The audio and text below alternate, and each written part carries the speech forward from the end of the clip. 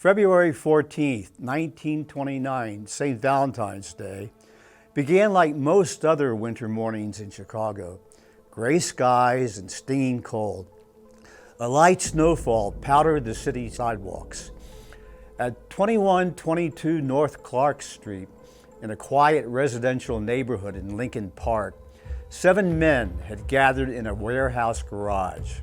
5 of them were known North Side gangsters working for George Bugs Moran. Bugs, who had been incarcerated 3 times before he was 21, was locked in a bloody war with longtime enemy Al Capone for control of bootlegging, gambling, and prostitution in Chicago. Scarface Al was kingpin of the South Side.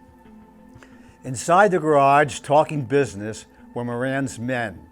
Except for Johnny May, they were nattily dressed in suits and ties. May, a former safe blower, was in greasy brown coveralls and lying on his back under a jacked-up truck, repairing a wheel. 4 other Moran gangsters were milling about, trying to stay warm. The Gusenberg brothers, Frank and Peter, 2 of Chicago's most troublesome goons, were there. So too were James Clark, a convicted armed robber and reputed killer, and Adam Hayer, aka Frank Snyder, an accountant and embezzler. Also there were 2 other men. An affiliate of the gang, Albert Weinshank, was a nightclub owner and a newly appointed official of the Central Cleaners and Dryers Association. Richard Schwimmer, an optometrist, liked to hang around the Moran boys, mostly so he could brag to his friends about his underworld connections. Soon, all 7 men would be dead, bloody victims of the gruesome St. Valentine's Day Massacre. At around 10:30 that wintry Valentine's Day morning, a big black Cadillac turned from Webster Avenue onto Clark Street. It stopped in front of the SMC Cartage Company warehouse at 2122 North Clark Street. According to eyewitnesses, 4 or 5 men got out. 2 wore police uniforms. The men stepped into the garage through the front door. Since there was no evidence of a struggle, it's believed Moran's men thought it was a police raid. Though armed, not one of them reached for his weapon in time to do anything with it. Maybe seeing police in uniform, they decided to play it cool. The cops ordered Moran's men to face the wall, shoulder to shoulder with their hands up. Then they raised their weapons, 2 Tommy guns and a 12-gauge shotgun. There was a spray of bullets. 70 rounds of ammunition were fired. Bullet holes and blood spatters covered the wall's bricks.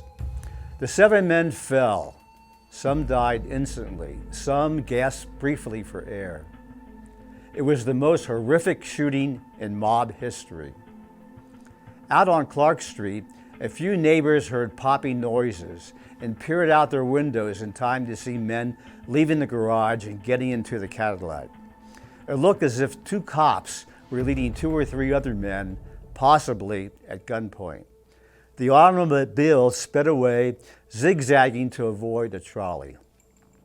One of the neighbors walked over to the garage and pulled open the door. 6 men were dead. Still alive was Frank Gusenberg, shot 14 times, but hanging on.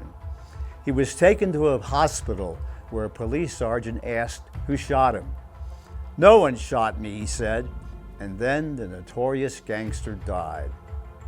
Moran had been on his way to the garage at the time of the massacre. He missed getting killed by minutes. A few days later, he told reporters, "Only Capone kills like that." Capone reached at his Florida home for comment on the murders, offered his own opinion. "The only man who kills like that is Bugs Moran."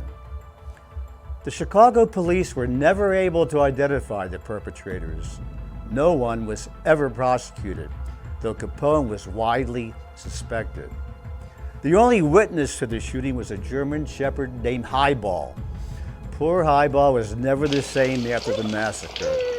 and had to be put down by police.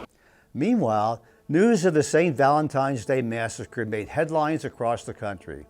The shooting served as a wake-up to many Americans about the shocking extent of organized crimes, power, and violence. If you're in Chicago, don't bother looking for the infamous garage. It's long gone. When it was slated for demolition in 1967, Vancouver entrepreneur George Patty brought the bricks from the wall. Patty tried several business ventures with them, from putting the bricks in a club restroom to selling them by mail. None were successful. But don't despair. Today, you can easily view the wall with the bricks in their original locations in downtown Las Vegas. At the Mob Museum, steps from Fremont Street at 300 Stewart Avenue, the wall with 300 of the bricks from the St. Valentine's Day Massacre. Reporting for SCA-TV, I'm Phil Schlager.